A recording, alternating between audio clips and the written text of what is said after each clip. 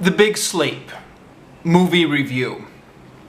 So this is a movie adaptation of one of Raymond Chandler's novels. It's a classic movie. It's one of those movies that I think maybe many people know about. Not everybody has seen it, but if you haven't seen it, let me encourage you, this is worth it. It's an old movie, but it just feels so incredibly modern.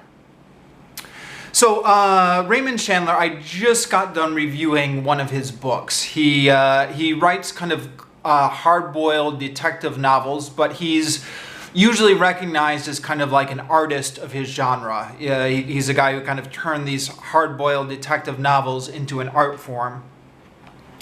Now this movie is a little bit interesting because the screenwriter is none other than William Faulkner himself. You know William Faulkner, that guy who had to read in high school literature, who wrote like Absalom, and another book which I actually reviewed, which I can't remember the name of. Anyways, he actually had a stage in his career when he was working for Hollywood. If you've ever seen the Coen brothers movie, Barton Fink, they kind of parody this. Barton Fink, kind of the hack writer, is in Hollywood and he meets none other than William Faulkner, who they change his name in the movie because it's a parody. The parody version of William Faulkner is completely sold out to Hollywood and is writing kind of a lot of kind of crap movies. I don't know about that, but this one actually is a brilliant movie. It also, at one point, Leigh Brackett was brought in on this movie as well. I'm not quite sure who wrote what. Raymond Chandler, William Faulkner, or Leigh Brackett. Leigh Brackett was another classic screenwriter and I think science fiction writer. She's maybe most famous nowadays for some of the work she did on writing The Empire Strikes Back, which was right before her death. Empire Strikes Back, that's a whole nother story. That movie went through several drafts. So the version she worked on was not the version you saw in the movie theater, but some of her ideas contributed to that. Anyways, this movie. Book by Raymond Chandler. Screenplay by William Faulkner. Leigh Brackett is in there somewhere. And it stars the film giants Humphrey Bogart and Lauren Bacall. Now, I haven't actually read the original novel. I read a different one of Raymond Chandler's novels. So I'm not sure how much of the screenplay is Faulkner or Leigh Brackett and how much is the original Chandler. But the dialogue in this movie is just brilliant. It is crackling with wit.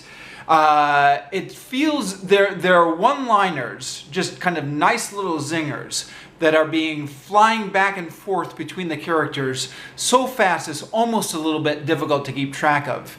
The movie feels quite modern in that way, you know, kind of something like by Tarantino or something like that, where there's just these brilliant kind of barbs which are flying back and forth between the characters. And Humphrey Bogart, classic film actor, does a great job of delivering these as kind of like your classic image of a wise-cracking detective. I do admit to getting a little bit bored in the middle of the movie, and I'm not sure if that's the movie's fault or my fault. It's probably my fault, but you know, it is an older movie, so like maybe it does move at a slower pace than modern movies.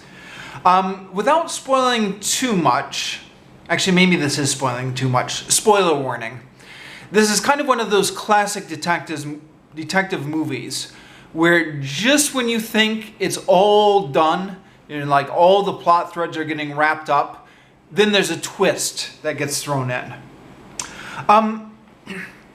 This movie is also quite famous for having an ending that makes no sense. And I'm going to reveal something here. I never even noticed this. I think I was kind of so wrapped up in the forward momentum of like the story that I didn't even notice that the ending completely makes sense, but completely doesn't make sense. But this is quite famous among film buffs. Apparently there's even a story about somebody calling up a producer of the movie and asking him to explain the ending, and the producers being like, oh, I don't know.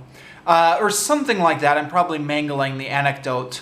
But if you talk to people who really know their classic movies, this is kind of well known. It had to be pointed out to me later that the ending makes no sense, so I don't know what that says about me. Obviously that I was not paying close enough attention.